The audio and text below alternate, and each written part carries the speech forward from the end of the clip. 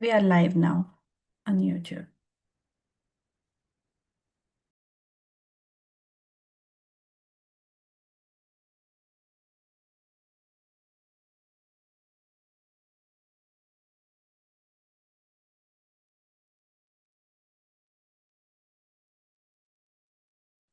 Good morning, good afternoon, and good evening, everyone. A very warm welcome to each one of you. As part of the Learning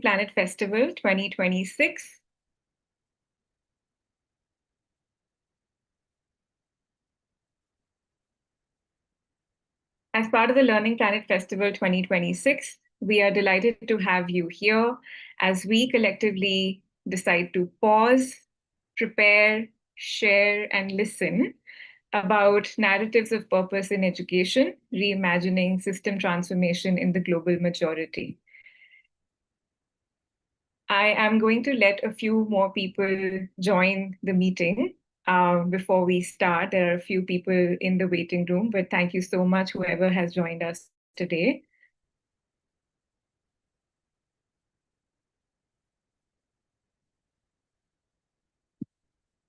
And as people are joining, if you would like to um, uh, update your name so that we are able to identify you, please do that. Please do that.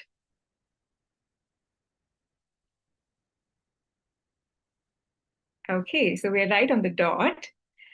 So as part of the Learning Planet Festival 2026, we are here today. We are collectively going to prepare, share, listen, and discuss about the narratives of purpose in education. Thank you for making the time to be part of what we hope will be a thoughtful, generative, and at times perhaps challenging conversation as well. My name is Shilpi Saini, and I'm a senior program associate at Dream a Dream, and I will be your host for the evening. I'm also joined with my colleagues from Dream a Dream and across Nest and other organizations on this discussion with you today. A few gentle reminders to help us ensure a smooth flow throughout the session. All participants are requested to keep their microphones on mute. You can also follow this discussion by enabling closed captions in the Zoom meeting. If you have any comments or questions, we would love to hear your thoughts. So we would encourage you to use the chat box. We also have a dedicated Q&A segment in the later half of today's session. This event is being recorded and broadcasted live on YouTube. So if you do not wish to be identified, you can directly message my colleague, Mr. Ravi Chandra. He would be visible in the participants list, and he will let you in on the next steps. Nonetheless, this session is being broadcasted live on YouTube. So I would like to begin with an invitation to ground us in today's discussion. So let's just take 10 seconds to pause and think about a question. You'd also see it in the chat. If you could think of a metaphor from nature to describe what education means to you, what would that be? A metaphor could be anything from nature, a phenomenon, a thing, anything that resonates with your experiences in education. We just want to hear from you any metaphor that comes to your mind as you think of your experience in education, what education means to you. Please feel free to share your responses in the chat. There are no right or wrong answers. We're just trying to listen and surface some diversity of meaning when it comes to this question. So please do share if you have any thoughts. Personally, for me, if I want to also take 10 seconds to think about it, education for me is like a sapling that eventually grows into a beautiful plant and then a tree. So that's how I relate to education and my experience in education. So if you have any metaphor that comes to your mind, we would love to see it in the chat. I will pause for 10 seconds so that you can think about it.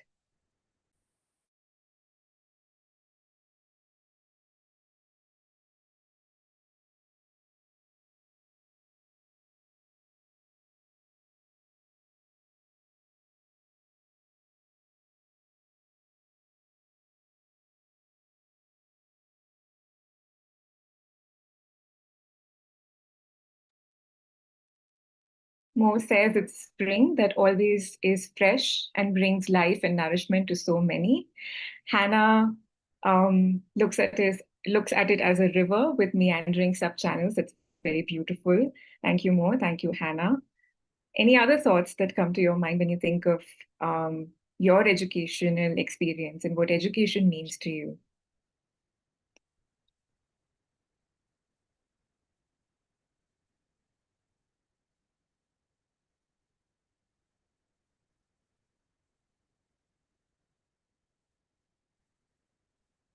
Richard says, for me, helping young people to know thyself is where it all begins. From there, they can be helped to make the most of culture into which they are born. That's beautiful, Richard. Thank you. So while you all are thinking about this metaphor and how it relates to nature, I'm also seeing one from Olivia here, and I had to pause and read. It is about his experience is about rote learning and friends and some knowledge. And his views are that opportunity for flourishing, thriving, agency, purpose, and role within society and community is what he believes is to be the purpose of education. Thank you, Olivia. No problem, Olivia. All right, so we continue this. This reflection as we move into this space, and we think about how your educational experience is about would be a metaphor from nature. So please continue to share that in the chat. But what's powerful about this exercise is that it reminds us that education is never experienced or understood in just one way alone. Each metaphor reflects a story, a history, a set of relationships, and often a particular context of power. When we move from these personal meanings to education systems, something important happens. Some metaphors and worldviews tend to get amplified, written into policy, and get institutionalized as well, while others may be invisibilized. This session invites us to pause and ask, what happens when we stand up and take note of the plural histories and epistemologies of the global South? What purposes of education come into view when we center care, belonging, and justice, not as outcome, but as foundational principles? So as you listen to the presentations today and the discussion today, I invite you to keep noticing which metaphors of education feel familiar, which feel unfamiliar, and where all you might see power operating in the education system. Before we move forward, a few words about who we are. The Network of Education Systems Transformation, or NEST, is a global network co-led by civil society organizations from the Global South, united by a shared commitment for transforming education systems so that all learners can develop a breadth of skills to thrive. Today, NEST includes organizations across 11 countries in Africa, Latin America, and the Middle East, North America, and South Asia. The Center for Universal Education at Brookings, based in the US, serves as coordinating entity within the network. Dream a Dream in India, Smart Start in South Africa, and Enseña Peru in Peru represent their respective country context within NEST. Together, in our third year of engagement, we are exploring the question how narratives about the purpose of education shape education systems transformation. We are specifically exploring how power, mindsets, and relationship manifest and operate through these narratives and what it means for every child's opportunity to thrive. In today's session, our speakers will share early ideas from their ongoing inquiry into the purpose of education across policy narratives and on-ground realities. With this note, I would like to invite our first presentation. This is going to be by Professor Anne McLean. Anne is a senior research manager at SmartStart and a visiting associate professor at the Witt School of Governance. An academic practitioner, she draws on her knowledge of the politics of education service delivery and institutional change to identify routines and practices that enable redistribution and social inclusion. Over her 30-plus year career, She has combined academic work with designing, managing, and implementing institutional change programs with government departments, universities, and NGOs. She has also served as a senior manager in government and led a collaborative NGO team that embedded in education change programs in 2 South African provinces. Anne, over to you.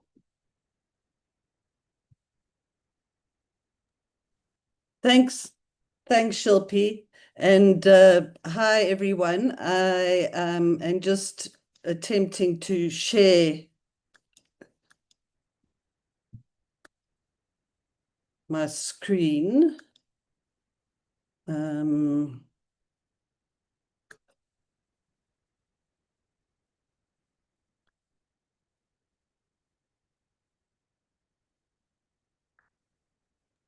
Okay.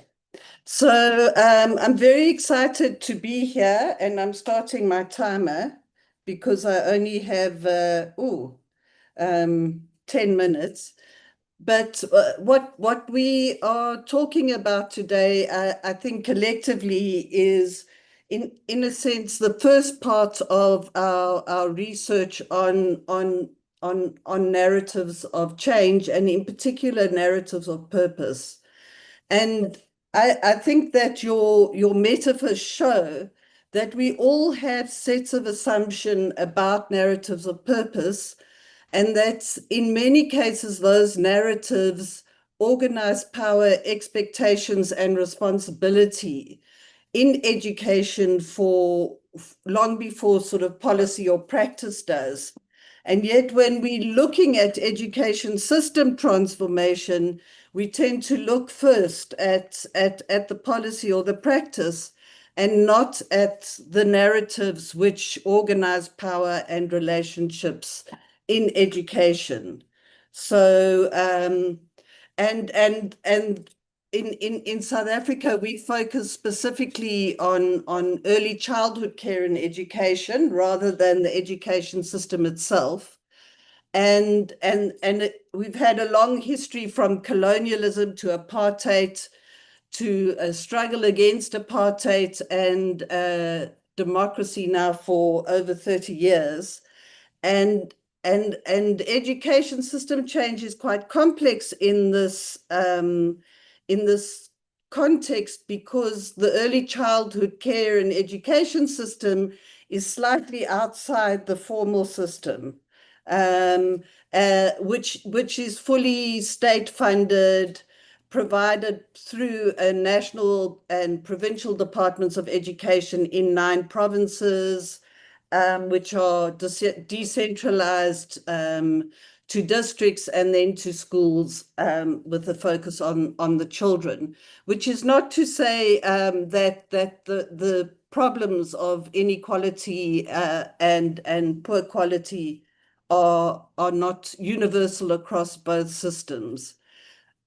But the key point here is that we often think that systems fail because they haven't been implemented properly, or we haven't thought correctly about them, or those kinds of things. And in fact, often they fail because of the stories we say about what education is for. So we kind of set them up to failure before they've even started. And that's because these narratives organize what feels reasonable, what's responsible, who's responsible, and where the problem failure is. So mostly if you say to people, what's education for, they'll have a relatively quick answer. So if you were looking at foundation phase schooling, we would say it's to provide children with the basic tools they need to read, write, and problem solve, for example. And there's a whole set of activities attached to that sort of success rhetoric. And in early childhood care and education, for example, ECCE, what we might say is to prepare children for school. And I'm going to just unpack this a little more. So narratives are actually operating systems. Well, I'm making the argument that narratives are like operating systems. So if you were looking at it from, I suppose, an Eastern philosophical perspective, narratives provide the way. They frame the direction. Or if you're looking at the waters of system change, it's the waters we swim in. It's what we don't see, but it operates, it creates, in a sense, it frames our decision making, our agency, and how we do things. And in particular looks at these three areas. So what counts as success? Who is responsible for achieving that success? And when success doesn't happen, who must adapt? And if you look at this, the triangle, the purpose, the narrative sort of form a norm, and they frame purpose, mindsets, and relationships. So they all work together to create a particular narrative. What this means is that narratives don't exert power through force. They actually exert power through normality. They shape the mindsets, what people think is realistic or can be done. They shape the relationships, and they stabilize power. So power in education systems is never really coerced. It's kind of seen as the way things are. We just accept it. It's the norm, and that's the way it works, and so we continue. And so I suppose the important point is that when you're looking at why systems don't change, which is maybe more important to look at than why they do, we need to look at how narratives are working as the operating framework of those systems, how they set up boundaries, define what's possible, and those kinds of things. And one way to do this, as an example, is to look at global narratives about education purposes.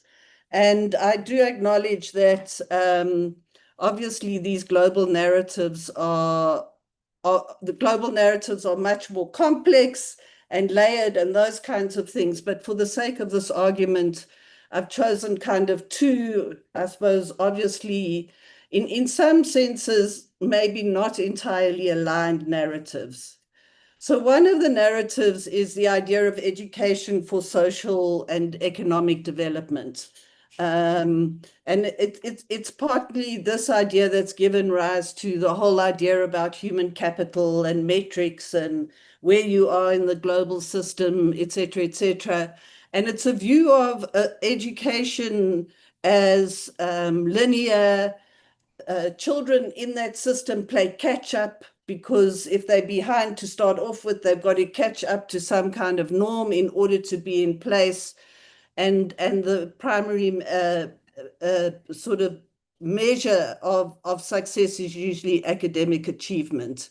And that's just not in terms of your own achievement, but it's usually both national and international. The other one is the idea of education for holistic, inclusive, caring human development, which is often associated with much more contextual, relational, and adaptable approaches to education, more inclusive because they're not asking you to catch up. And basically, they operate in particular ways. So education for social development operates as preparation. So education is preparation for something. So preparation for work or for university, or in the case of early learning, for school, etc. Whereas education for holistic development is thriving. And there's a and the gap is very critical, because most systems speak the language of thriving, but they operate with the logic of readiness. And that's quite important because a system that operates under narratives of compliance, performance targets finds it very difficult to embed or support operating systems that support thriving. And so that's one of the constraints of how narratives work. In the South African context, early childhood education provides a kind of opportunity to really look at how systems work, in part because in the South African system, there are very little formal rules about how much time have I got left? About You can carry on. It's okay. okay, sorry. About the very formal rules and basically you can see how the narratives work. And if you look at the table, it just shows some of the contrasts because early learning in South Africa is provided usually informally by home and in homes or community centers, often by women who are not formally qualified as teachers. And there's a whole kind of narrative of care and accommodation that contrasts to a schooling narrative. And within that system, there's grade R, which has recently been approved. It's actually an early learning year, but it's been approved and is part of the formal schooling system now. And this plays out in detail in grade R because the two logics, the kind of readiness logic and the thriving logic, kind of tend to translate into that. But it does have implications for the children in terms of school pacing or compliance or assessment. So often when they go from an early learning space into schooling, they get sort of sucked into that readiness narrative. And maybe what has been happening in home and communities, relational responsiveness, local adaptation, or shared responsibility is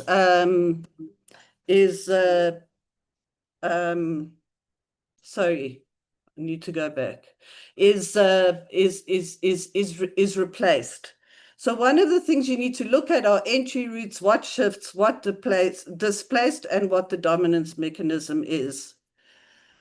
So the last point, and in conclusion, is that when you look at narratives, it enables you to think about education system change from the vantage point or the language of the way in which the system operates, how it sets boundaries, how it frames decision making.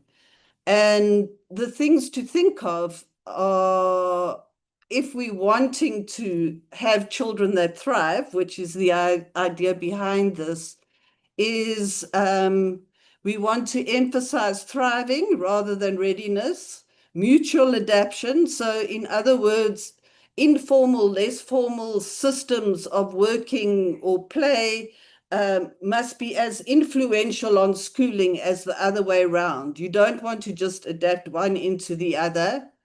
And quality is not only about what school looks like, it's also about learning through care and community. And those are the kinds of narratives that will help children thrive. And the final question is to think about is, are we transforming education systems to enable children to thrive, or working on a schooling logic that controls outcomes through compliance?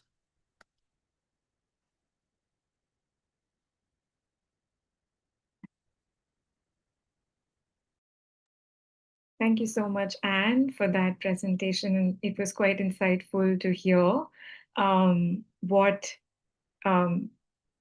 purpose of education looks like in our context. Next up the next presentation, I would like to invite Miss Valeria Duarte.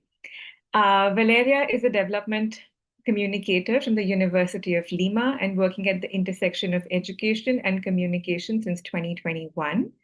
She currently leads the research team at Enseña Peru.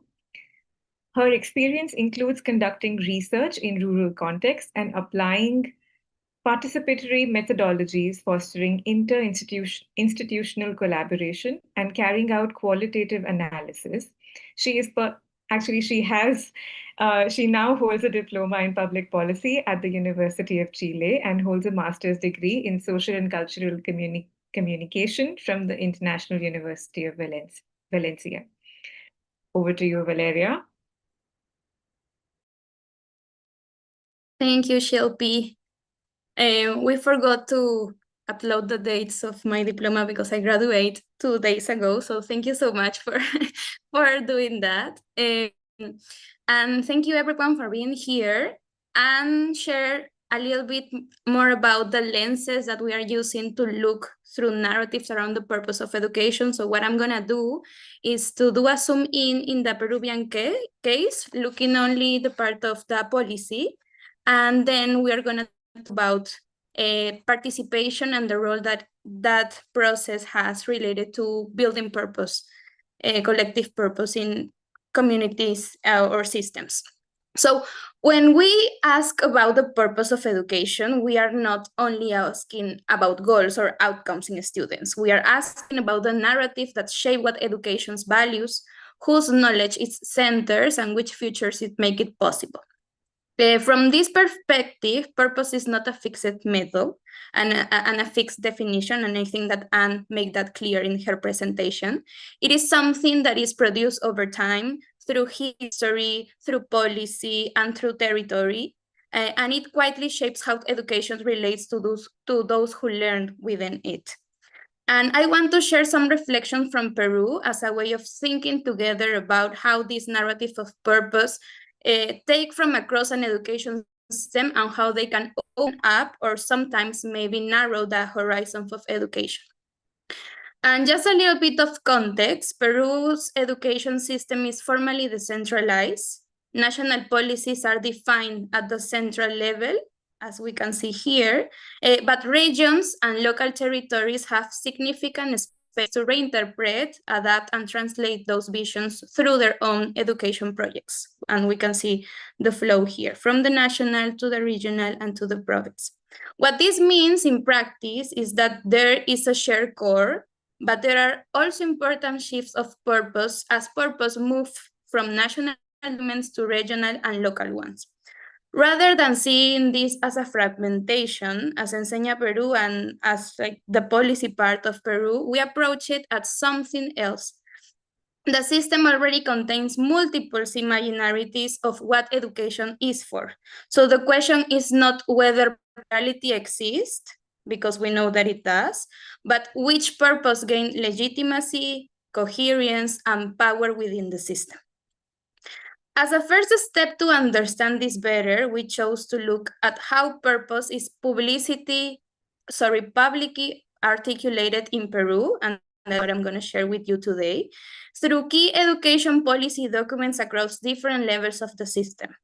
We review the national curriculum and the national education project at the national level, the regional education projects of 3 provinces, and the local education projects in 2 provinces, and alongside with the national policy and service model for intercultural bilingual education. You can see in the screen the documents that we review, and also a brief summary of the type of information that you can find in those documents. So we began with policy not because it captures the full reality of education, but because it makes visible the official narrative through which purpose is named, prioritized, and made legitimate in a system. From this reading, a shared national narratives emerge quite clearly. One centered on holistic human development, citizenship, and social cohesion. Education is most of the time described as a transformative force for building an inclusive and democratic society, one that nurtures ethical, responsible, and socially committed people who can participate in the collective life of the country. And while citizenship is a central horizon, it is largely framed through a civic republican's lens. What I mean with that is that this policy often emphasizes cohesion, shared values, and the maintenance of democratic order. And this framing does not deny dignity, well-being, or rights from students, but it does prioritize a particular relationship between education and democracy. From this perspective, the question is not whether learners matter, but how education purpose is justified, whether it is grounded primarily in what education contributes to social cohesion or in the condition it creates for people to learn, for children to thrive, to belong and flourish in the present in relationship with others. This tension becomes especially visible when we look at how citizenship intersect with culture, language, and nationalhood. But when we follow this narrative as it moves across different regions and provinces, because these main narratives are from the national part of the policy, important shifts appear. Purpose began to be rearticulated in relation with local histories, languages, and collective aspirations. From this reason, we intentionally focus this phase of work, like doing a zoom in specific regions of Peru, that are the ones that I'm sharing my screen. Amazonas, that is a region in the forest. Specifically, we want to look for in the province of Imasa. Then Ancash, that is in the center of Lima, that has also coast part, but also it has a part in the highlands, and we want to look specific into Huari, the province of Huari. And then Ayacucho, a region that is mostly in the highlands, and we want to do a zoom in Huamanga, that is one of its provinces. All the three of them operates within the framework of intercultural bilingual education. This was a deliberative choice. These are contexts where questions of education purpose are specifically pronounced because schooling is deeply entangled with language, identity, community, and belonging. These are not the only territories in which we have a bilingual context, but these are the ones that we are focusing on.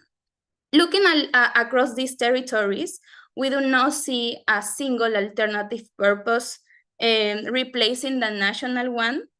Instead, we see different emphasis and horizons. In some cases, for example, in Ancash, education is closely linked to participation, to innovation, and regional development. In other, for example, in Ayacucho, it is articulated through relational ideas, reciprocity, cultural continuity, and collective well-being. And those are ideas that we cannot find in the national policy. What this reveals is not a lack of purpose, but a plural and layered landscape of purposes, shaped by decentralization and by situated understanding of what it means for a children and a young people to learn and to thrive. This becomes more visible when we talk about the purpose from interculturality lenses. In policy, Peru officially embraced an intercultural approach, while simultaneously promoting a unified national citizenship. On paper, these two ideas coexist without friction, but historically, however, modern national citizenship has been built on homogenizing logics, often privileging certain language as Spanish, identities, and ways of knowing over others. At the national policy level, interculturality most often appears in its function form, linked to coexistence, respect, and social harmony. But in some regions, particularly in Ayacucho, as I mentioned, educational purpose is articulated through a concept that is in Quechua, that is outside. An Andean worldview centered on reciprocity, community, and harmony with others and with nature. This narrative do not reject democracy or citizenship, they reimagine them from a relational, territorial, and ecological lens, where learning is inseparable from collective life and cultural continuity. So if educational purposes is plural and also territorially rearticulated, a critical question follows, and this is a question that we ask as an organization a lot. And the question is, what spaces and process does the system decide which purposes become legitimate, shared, and actionable? In Peru, formal participatory structures exist at multiple levels of education governance and is established in all of the documents of policy that I've shared. But these spaces are often present as mechanism from inclusion, but analytically, they function as something more specific. They are sites where narrative of purpose are negotiated, filtered, and sometimes established. So what we observe is that participation does not automatically redistribute power, and this is something that we cannot capture based on the policy. We capture this based on our work alongside the communities. Without intention around the design, participatory spaces tend to reproduce existing hierarchies, including age-based, gender-based, and institutional forms of authority.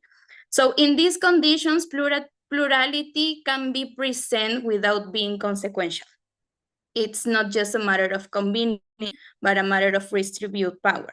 So multiple voices might be in the room, yet not only some narrative travel forward and shape how educational purpose is ultimately defined. This is why participation matters for understanding purpose, and because it reveals not only who is present, but whose perspectives are treated as legitimate knowledge in the system, in the room, or in the conversation that we are having.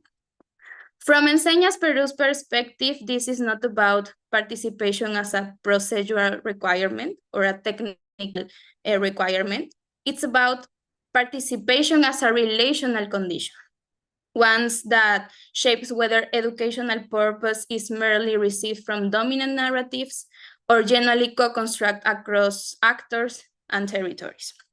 So what emerged from the Peruvian case is not the absence of purpose, but the abundance of it.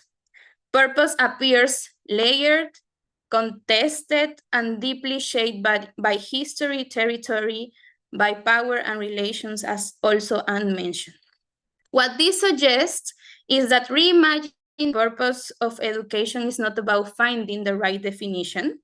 It is about paying attention to how purpose is narrated, who gets to narrate it, and through which spaces it becomes legitimate and consequential. From this perspective, recentering education around care, belonging, and justice does not mean replacing one dominant narrative around the purpose from other. It means creating the conditions for multiple purposes to coexist, and for learners and communities to be recognized as subjects of meaning of power. And I will end then not with answers, but with questions, because we have multiple of them that I hope that we can hold together across contexts. And these are the 3 questions. I'm gonna read them.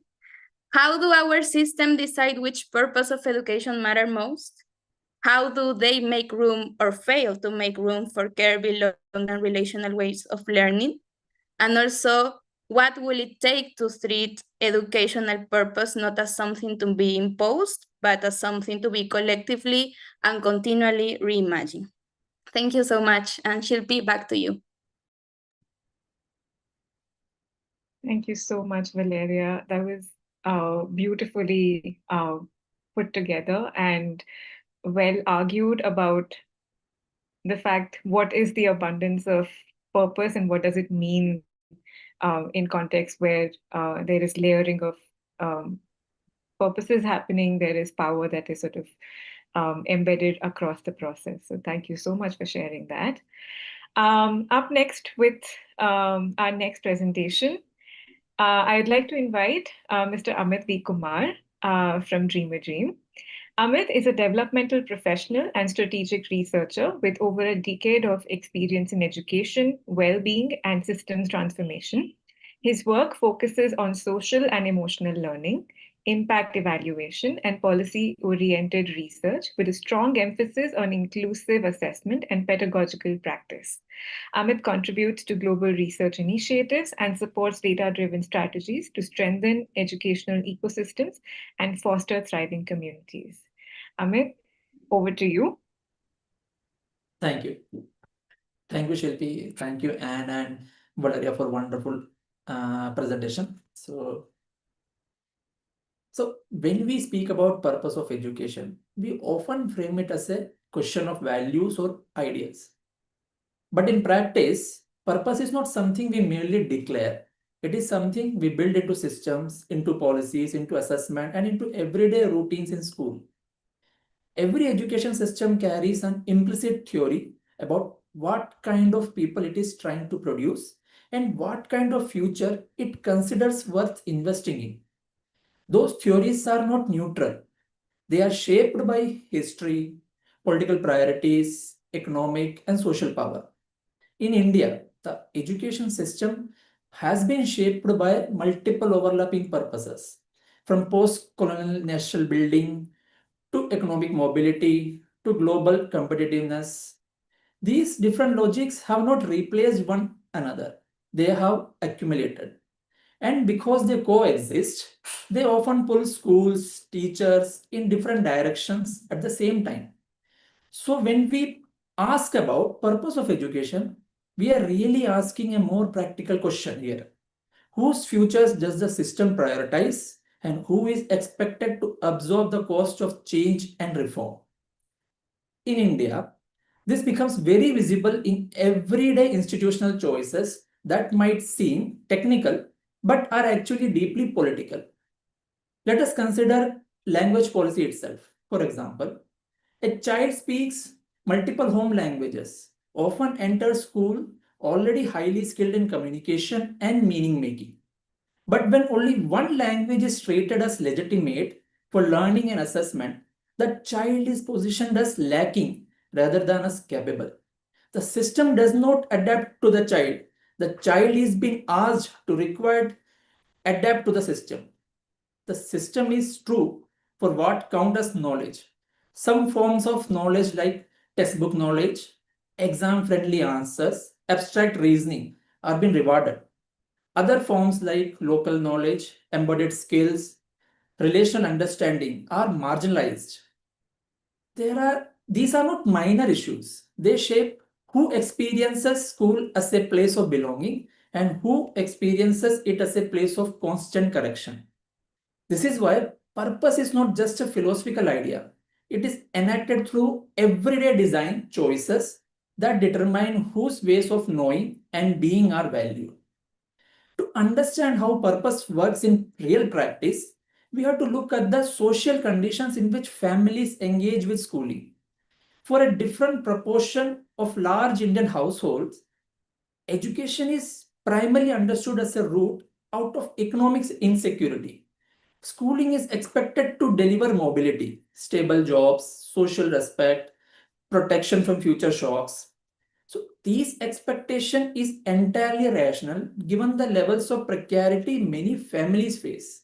However, the education is organized around the promise of escape. It changes the character of learning. Performance becomes more important than understanding. Speed becomes more important than depth. And sometimes credentials become more important than development. This is why high-stake examinations, particularly in India, high-stake examinations, early tracking, private coaching have become so powerful. Even reforms aimed at improving basic learning, such as foundational literacy and numeracy, are often implemented through pressure and surveillance rather than through investment in pedagogy and teacher support. In such a context, it becomes very difficult to prioritize curiosity, emotional safety, or exploratory learning. These are not rejected because people do not value them. They are crowded, but out by the urgency of survival. India's education system is often described as being committed to equality through common curricula, common standards, benchmarks, assessments, but treating everyone the same in a highly unequal society does not produce equal outcomes.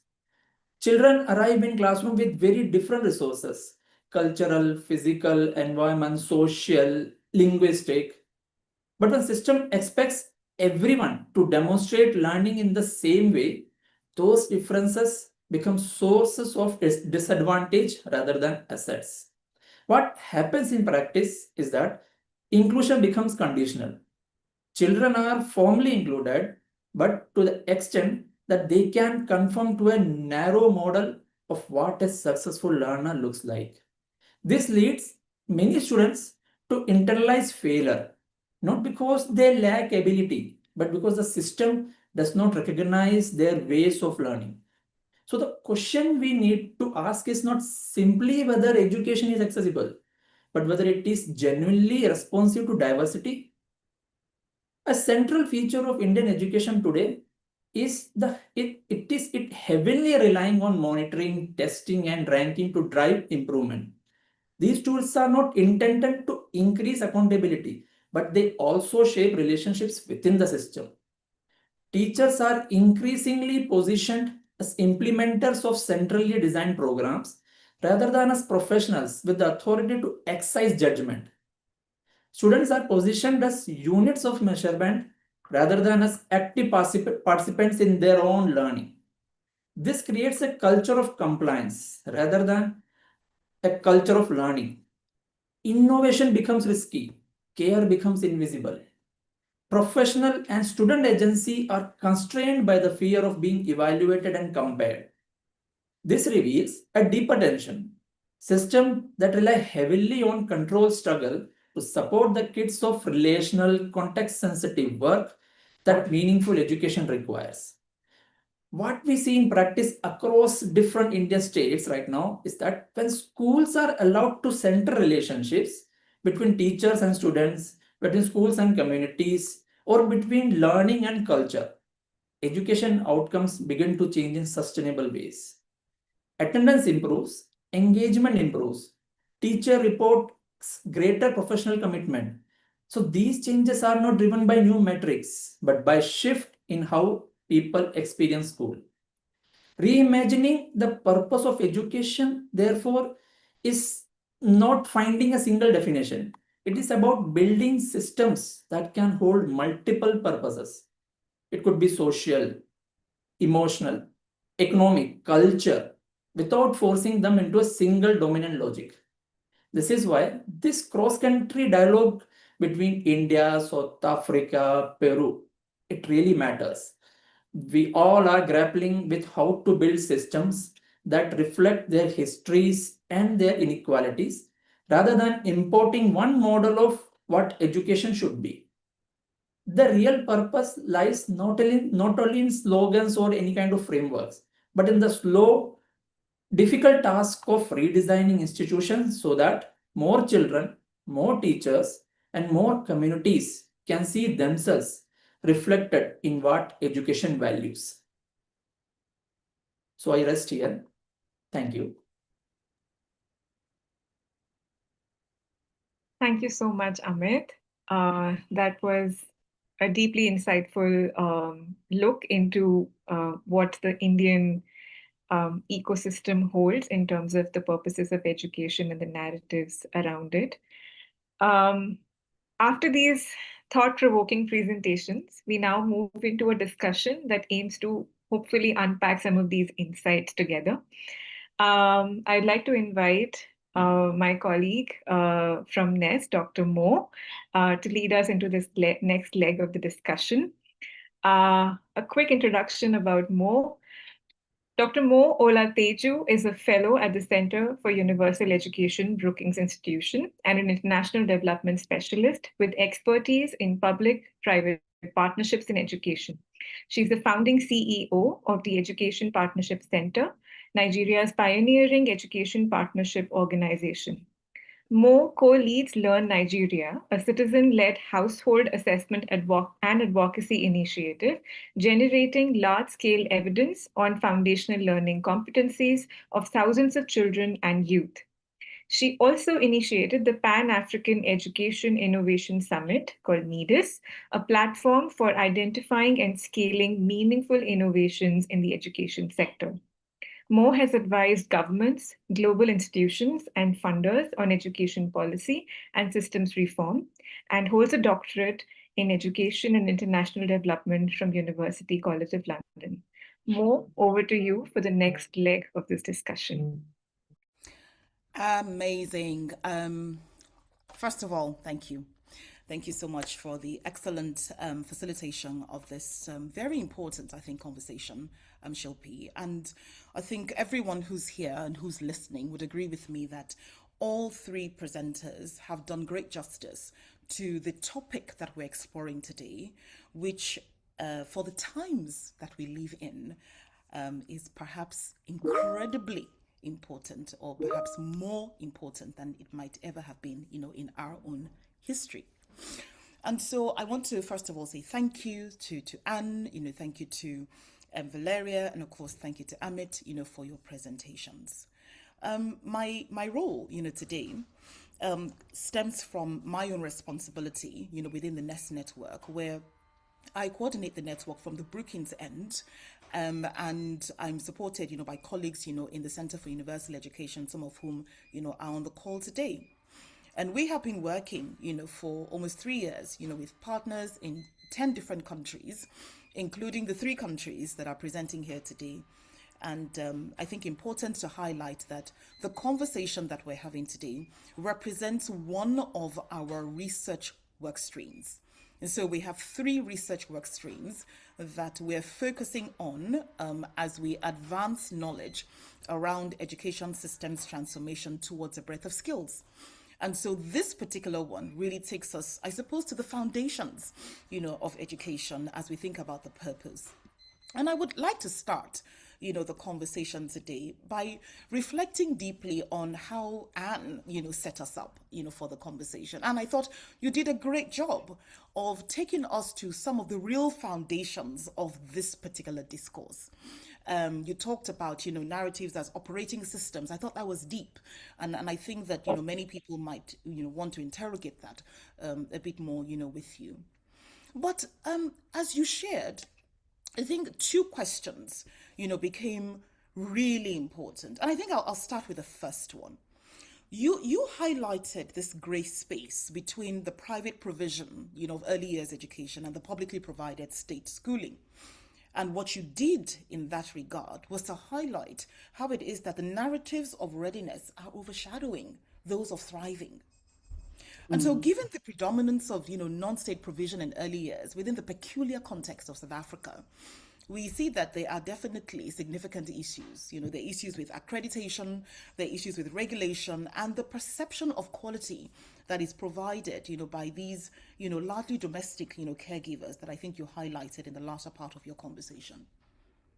My question is, what is the role of relationships in the persistence of this gap? Given that we're all human beings, we're all navigating relationships, and those relationships are often invisible, is there something that we should be paying attention to when it comes to relationships? Yes, so I think, and this is probably, we found from, certainly in Peru and India, we found from all our research is that relationships are kind of critical to any change process. And I suppose a lack of relationship on the other side is what allows certain narratives to dominate, I think. So I think what characterizes what characterizes early learning in South Africa is that it's often home-based, it takes place, it's informal. So the relationships are very strongly communal, they're around care, everybody knows each other. And I think as you move over, you kind of, that gets sort of forced into the formal. And the formal means you have to have a teaching qualification. even if as a practitioner you have the ability to enable children to learn and meet their developmental objectives, you know, you have to meet certain standards in terms of the curriculum, and so a real challenge actually is to find ways for the formal and the informal to meet, so that they mutually inform each other rather than absorb one into the other. Because the tendency is that once you hit schooling, you just get into that system that applies the same standard to everyone, and you lose those relationships of care. And I think partly Smart Start's practice shows that you can build those relationships and align them through networks by enabling people to talk to each other and understand the meanings that they're trying to create in those different spaces. No, thank you for that, Anne. And as you say that word network, I recognize that Smart Start is itself a network. So are there steps that Smart Start, you know, as a significant ecosystem actor is taking to address these gaps? And where do you think that your approach as an organization offers opportunities for learnings to be taken by other contexts where, you know, perhaps there's also this, you know, seeming abdication of government in the provision of early childhood education? Yeah, I mean, I think in many developing countries, certainly in the global majority, often early learning isn't actually part of the state system. It is sort of at least semi-privatized. And I think Smart Start's model is useful because it does use a social franchise model. So it essentially creates networks in South Africa across 9 provinces, and that enables the use of capacity where it's actually located, rather than rather than trying to bring it in. So you don't have to formally train teachers. You can use the women who are already caring for children in a community. You teach them how to grow children. You support them and engage them in that way.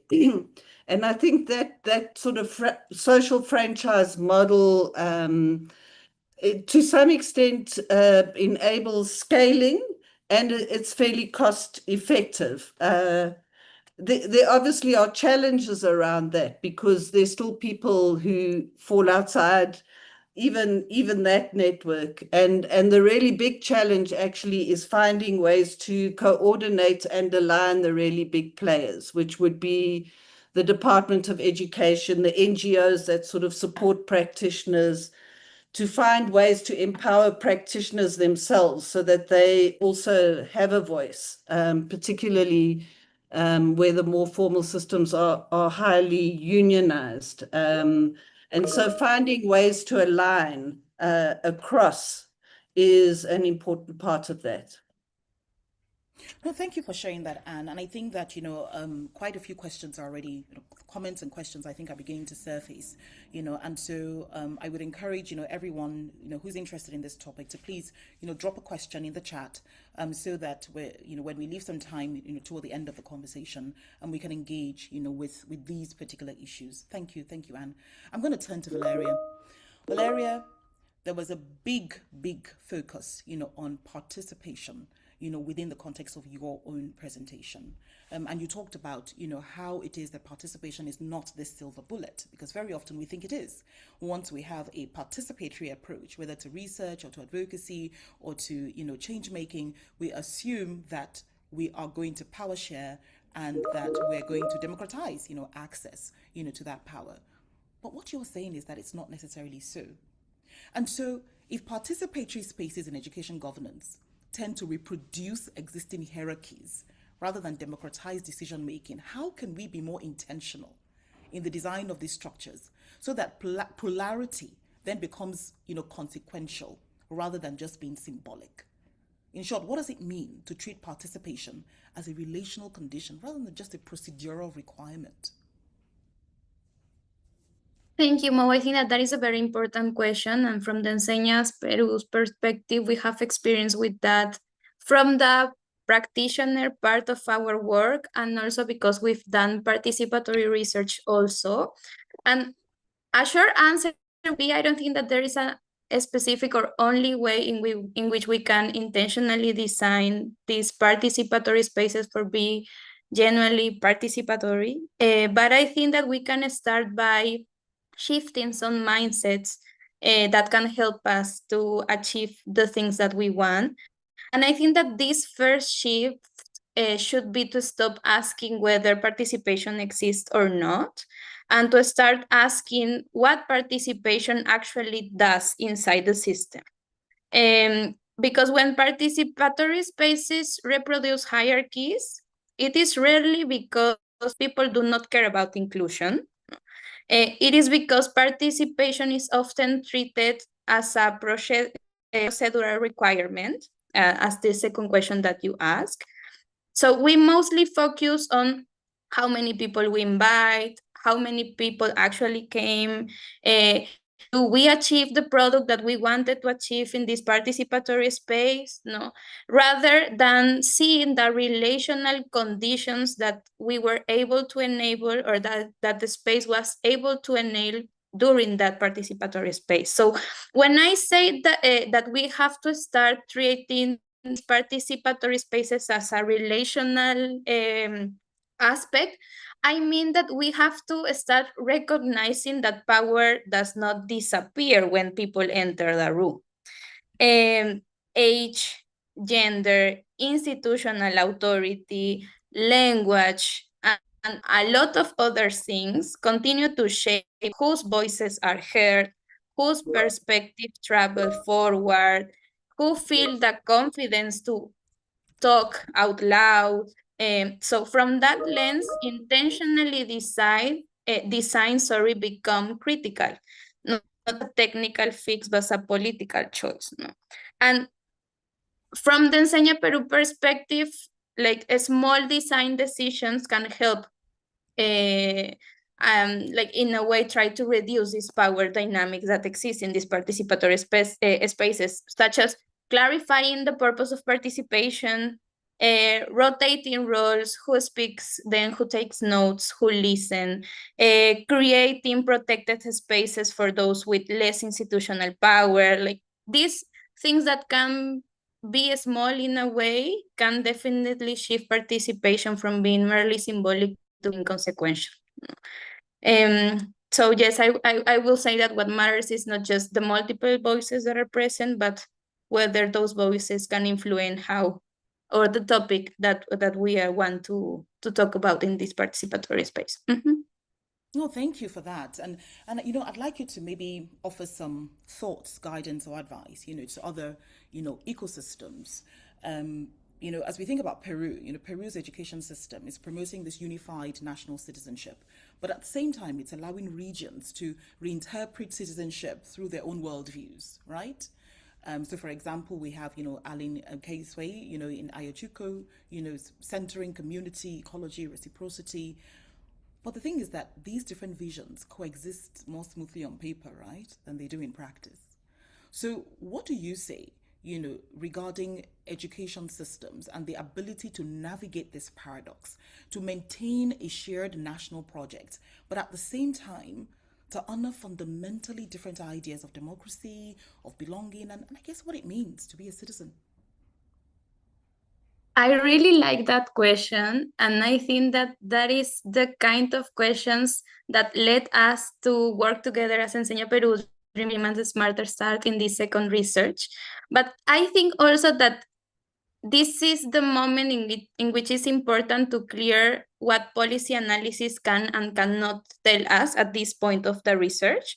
So I don't have the final answer for that yet, but reading through the findings that we have in Peru, as in many post-colonial contexts, the education system is asked to do two things at once, as the three of us shared. on one hand, to sustain a shared national project, and and on the other hand, honor profoundly different ways of understanding community and belonging. So the three of us, I think that we made the point clear that on paper, this coexistence appear smooth. No, paper can take anything. But in practice, based on our experience working with communities or different systems in Peru, this coexistence is uneven. No, it's negotiated and it's often tense. So that is precisely the question that we are asking, or that we are taking as three of an organization into the second moment of our research. In Ayacucho, for example, we want to understand how Ayin Causa is not only name, but also practice, and how it interacts with national expectation of citizenship and everyday educational life.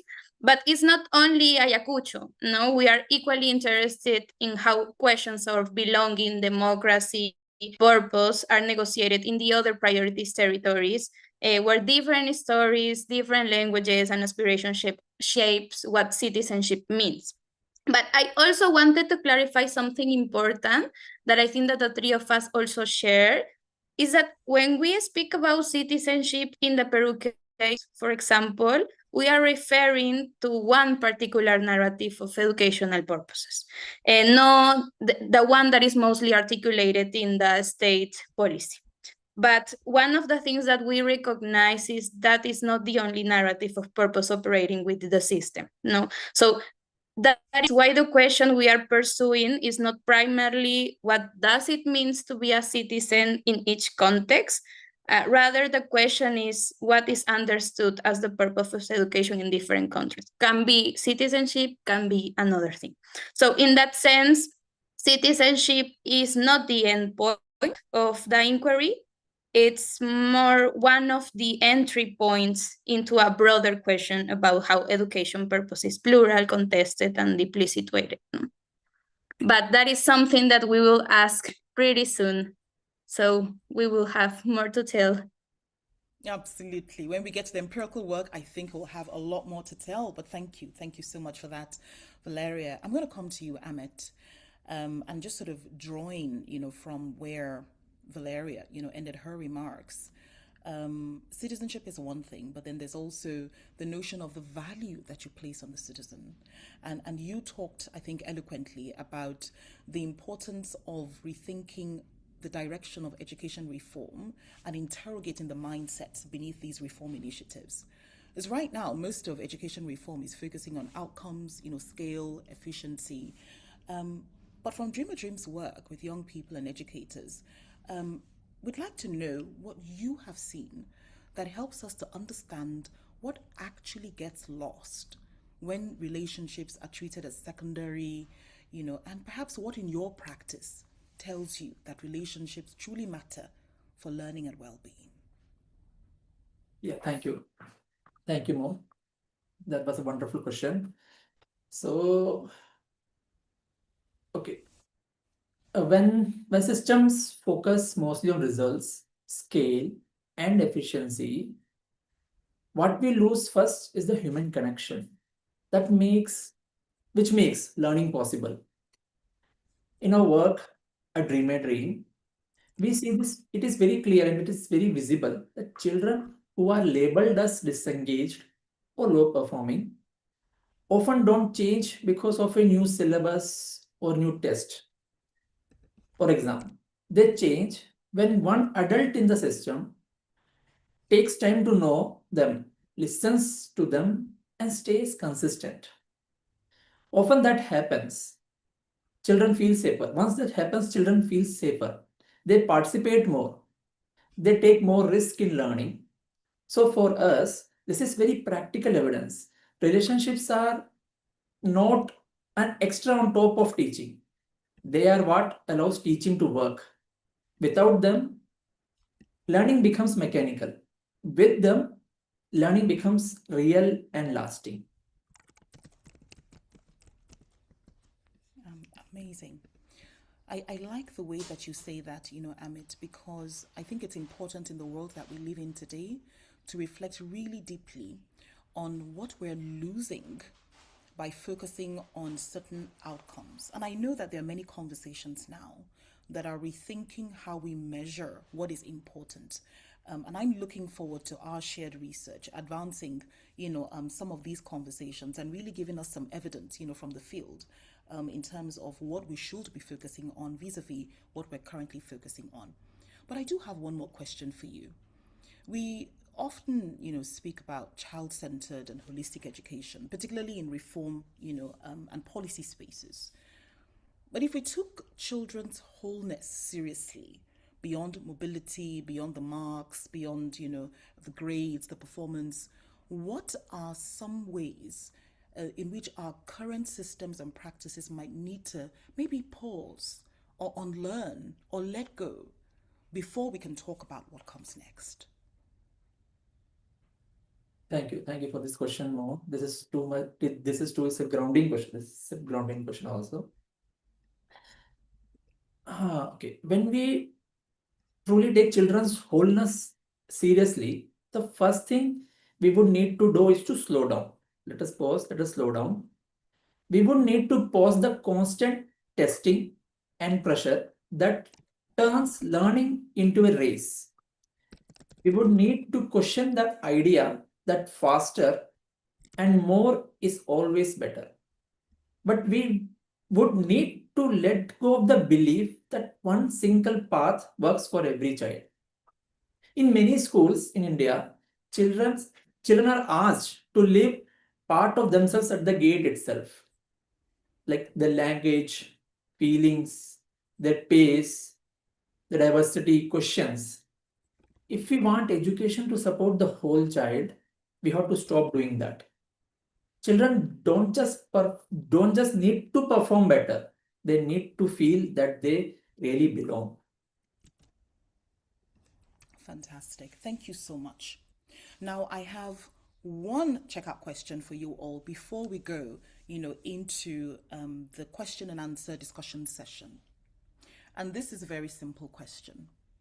In one word, what is the singular most important consideration as we move into an empirical exploration of narratives around the purpose of education? Just one word. I'm going to start with Anne. Openness. Thank you, Anne. Valeria? I will say curiosity.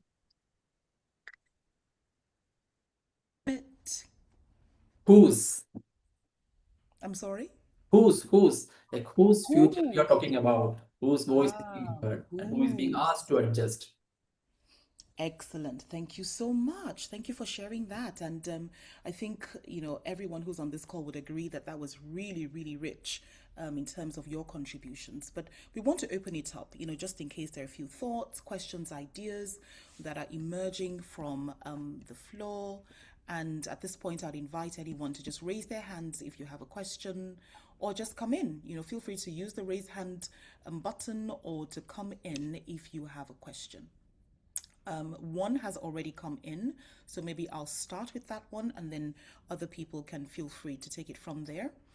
The question is, how do you see our schools being able to make youth engagement the norm?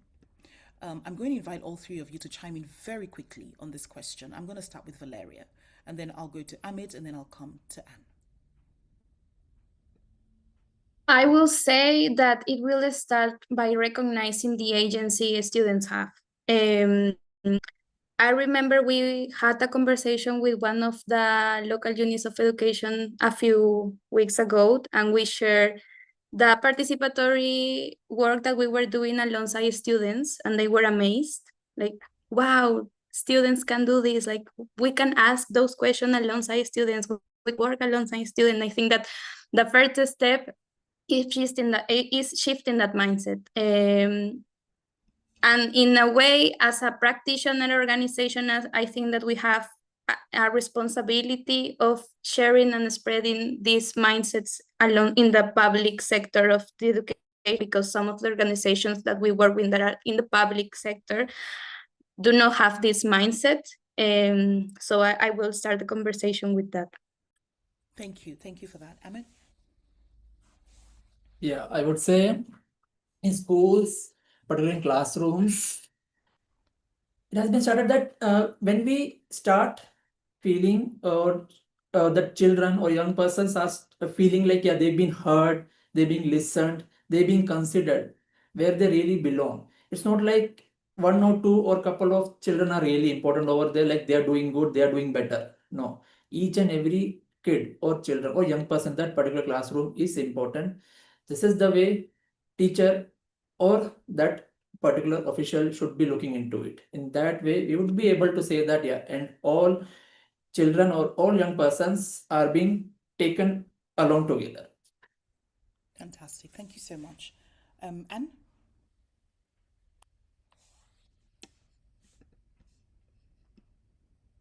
Sorry, I missed the question because I was momentarily distracted by a No cup of worries at tea. all. So Richard was asking, how do you see schools being able to make youth engagement the norm, as opposed to some add-on that doesn't feel real? Yeah, I think you'd have to have a really big mindset shift to do that in our context, because children, I think, are still quite often seen not to have contributions to make around their learning. So I think that would have to be a starting point. But I also think finding a common language would be a big thing. I think we often can't understand, we can't hear each other, different generations and all of that kind of thing. So, you know, finding a common language might be a way to do it too. Excellent. So the agency of students, the notion of belonging, and then finding this common language, I think. And thank you, Richard, for summarizing their comments as well. Thank you. Are there any other questions or any other comments? Does anybody want to chime in as we move along and are prepared to bring this to a close?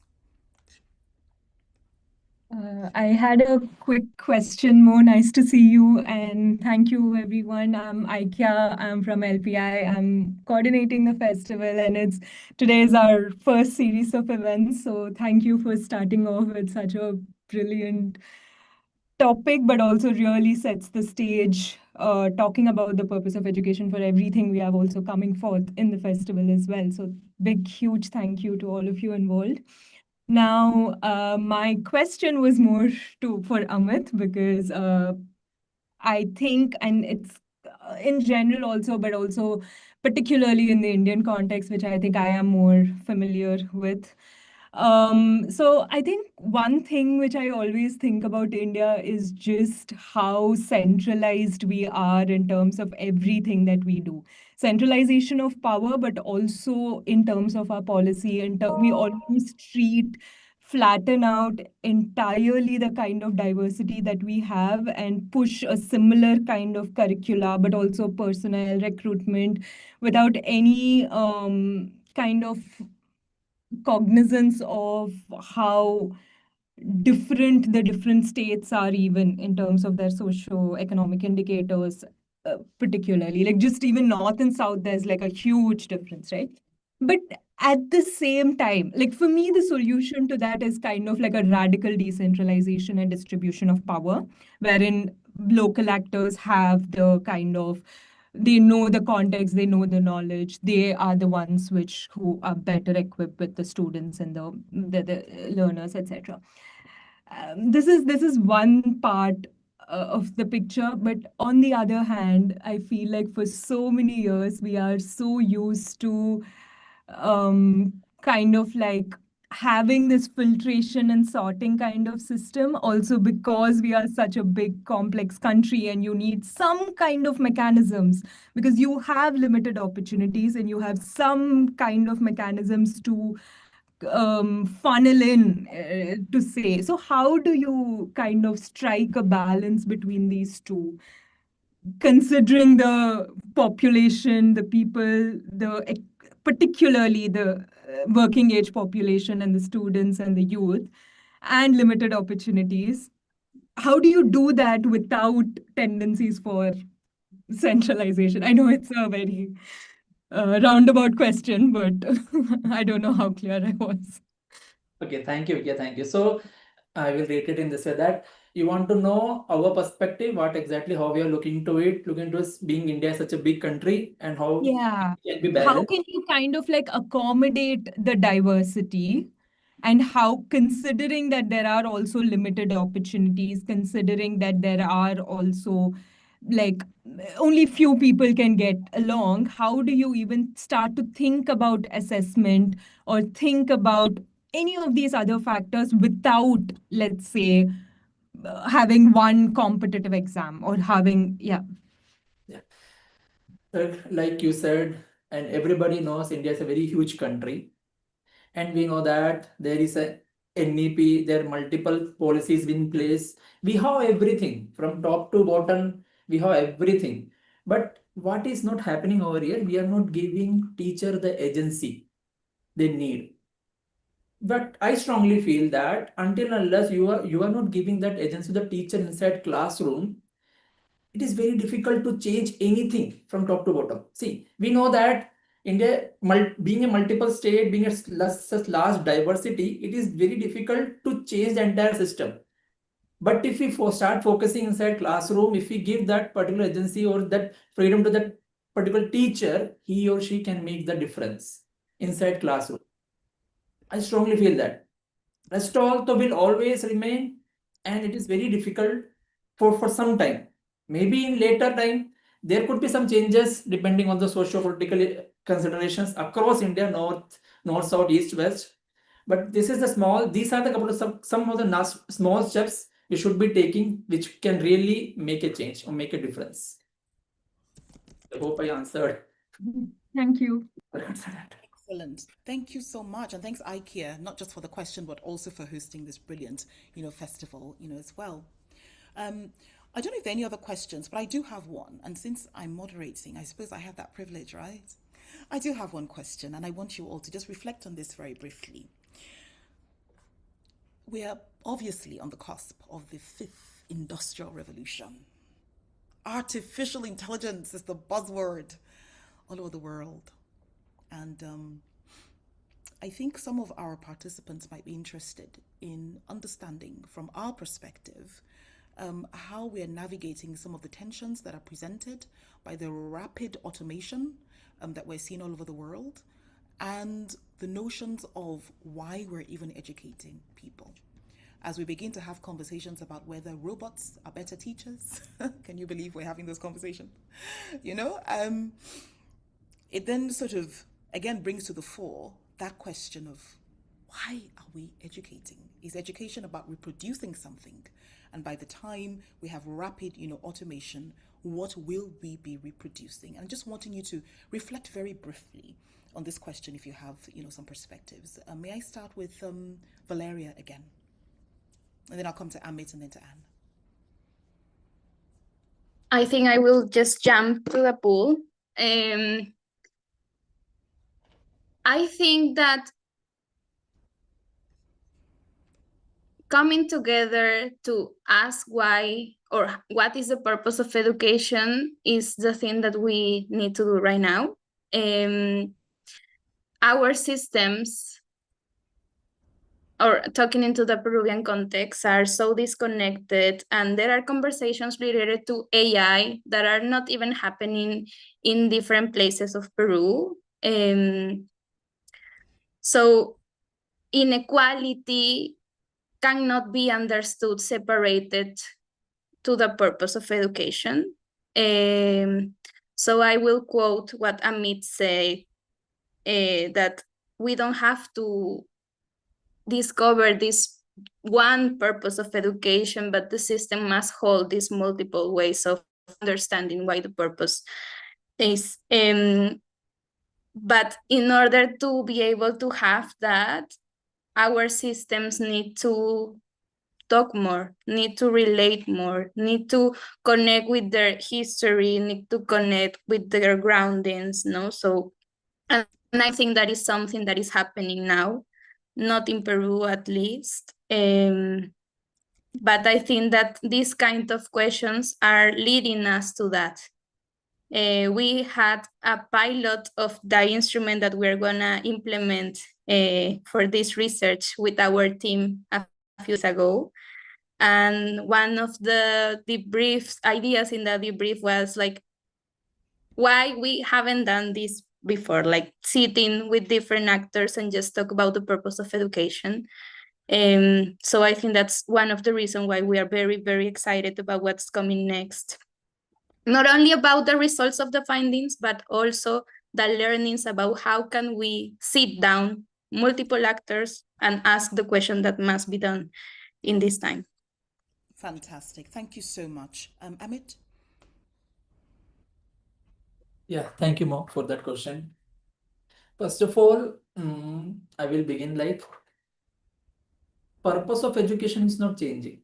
Like I said in my PPT also, it will keep accumulating. We cannot change the purpose of education. At the same time, it is not really good or right to change the dominant narrative itself. When we talk about AI in today's time or coming time, we should not be forgetting that we are still standing where there children are not able to read or write. Children are not able to understand things at the age of 5 or 6. So what our task or our thought process should go in this way, like how we can bring AI and education system together so that it should be very much helpful from the core, from the ground. Otherwise, we will be running behind AI things and all that, this, that digital thing that we want, that's one. No, then we will lose the ground itself. We'll lose the match. We'll leave it. We'll forget it about it. So I still feel like that teachers cannot be replaced. Teachers are the core of this system. Teachers will remain over there. How we can educate or how we can bridge the teaching or education system and AI can bring together. This is what we should be looking into. Thank you so much for that. And Anne? Yeah, I agree with what's happened before, and in particular, it's more pronounced in our work because we're looking at early learning, so ages 3 to 5, and the majority of the children are in very remote areas where, although there's at least maybe a smartphone available, the sort of signal is you have to climb a mountain or a hill or something to get a reliable signal to use WhatsApp. But I think it doesn't, I don't think in many ways AI changes the purpose of education, actually. Because if you agree, obviously, and I mean, it's layered and complex, but if the purpose of education is actually to enable children and in the very long term society to thrive, then you want people who can think, who can problem solve, who can, maybe design. I love science fiction, so maybe design for the future, AI teachers that care and hug and do those kinds of things. But we'll never do that if we aren't creating those thinking, creative, connected children, basically, included children, most specifically. So yeah, I mean, it'll deepen inequality rather than, lessen it. Mm-hmm. No, thank you so much for that. And I think I'm hearing, across board that there needs to be a lot of thoughtfulness, in this process of accelerating, artificial intelligence in education and in schools. And I hope that we can continue to hold space for those sorts of conversations. But all in all, what am I hearing from you? I'm hearing from Anne. Narratives are like an operating system. We don't see it, but it frames our decision-making and agency. What counts as success, who is responsible for achieving it, and when it doesn't happen, who must adapt. Anne says narratives as normative dimensions explain why systems don't change at the local and the global level. What am I hearing from Valeria? Without intentional design, participatory processes tend to reproduce existing hierarchies. And so we need to understand participation as a relational condition that reveals whose voices are treated as legitimate knowledge and whose purposes are allowed to shape the system.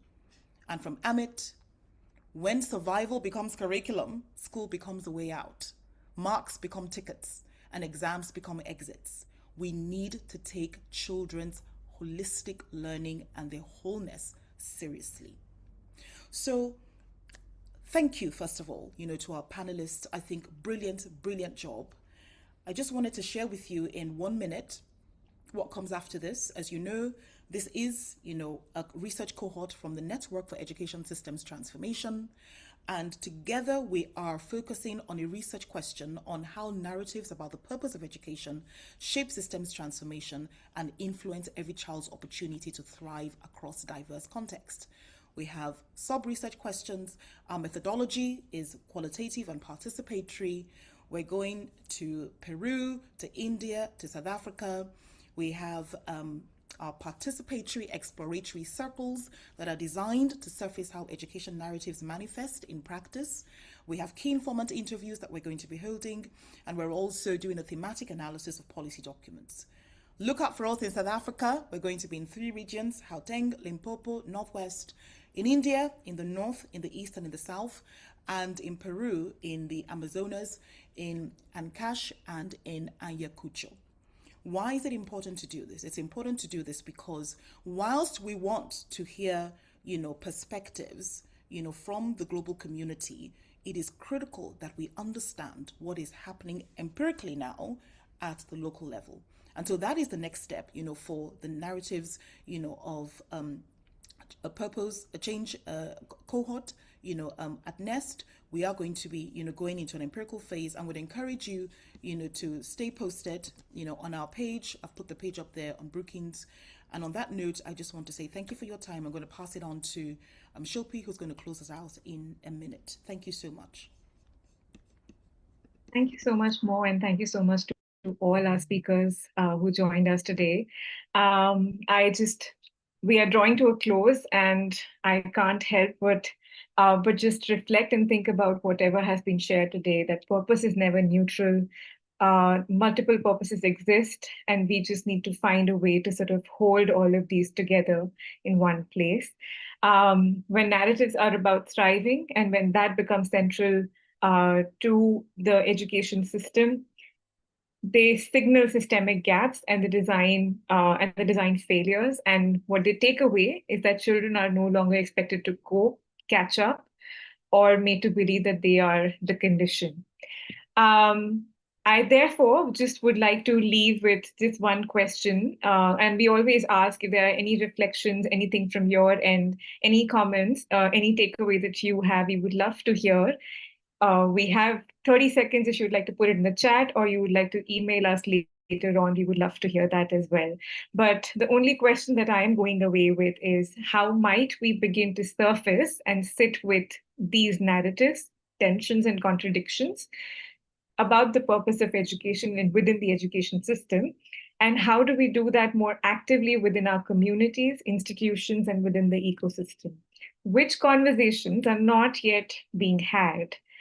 And what might become possible if we held those conversations? Thank you so much, everyone, for this collective inquiry, for the care, attention, and your presence that you've brought to this space. To all the speakers, to all the participants, to those who listened, and those who probably watch this later on YouTube. Thank you so much. This is Shilpi signing off, and this is thank you from NEST as well.